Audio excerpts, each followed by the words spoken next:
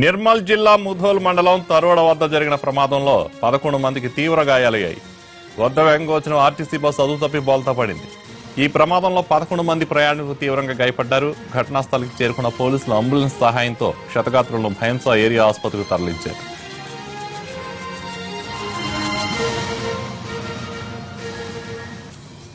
Bus బోల్తా ఘటనపై పూర్తి వివరాలు మా ప్రతినిధి సారంగపాణి అందిస్తారు. సారంగపాణి, బస్సు ప్రమాదం ఎలా జరిగింది? అక్కడ గాయాల పాలైన ఎలా ఉన్నారు?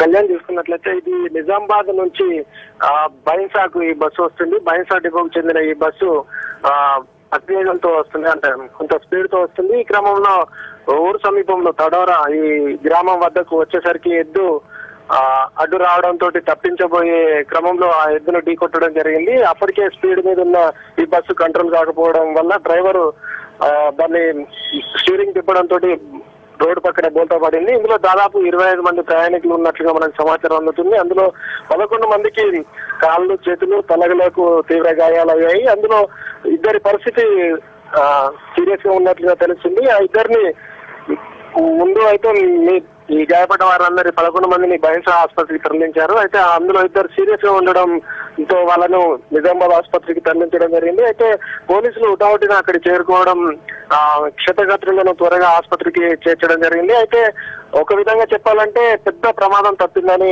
చెప్పవచ్చు. అయితే ఇప్పటి వరకు అయితే కొంతమంది స్వల్ప గాయాలతో బయటపడడం జరిగింది. అదే ఇంకా సీరియస్ అయ్యేదంటే ప్రాణ నష్టం కూడా సంభవించే అవకాశాలు ఉండేవి. అయితే డ్రైవర్ కొంత అప్రమత్తతతో చూసినప్పటికీ అది అప్పటికే స్పీడ్ లో ఉన్న నేపథ్యంలో కంట్రోల్ కాని పరిస్థితి. అయితే ఈ నేపథ్యంలో మొత్తానికి అయితే ఇద్దరు పరిస్థితి సీరియస్ గా ఉంది. అయితే దీనికి సంబంధించి అక్కడ ఎద్దు మాత్రం అక్కడికక్కడే చనిపోయినట్లుగా మనకు సమాచారం ఉంది. అయితే ప్రయాణికులు అయితే ప్రాణ నష్టం అయితే సంభవించలేదు.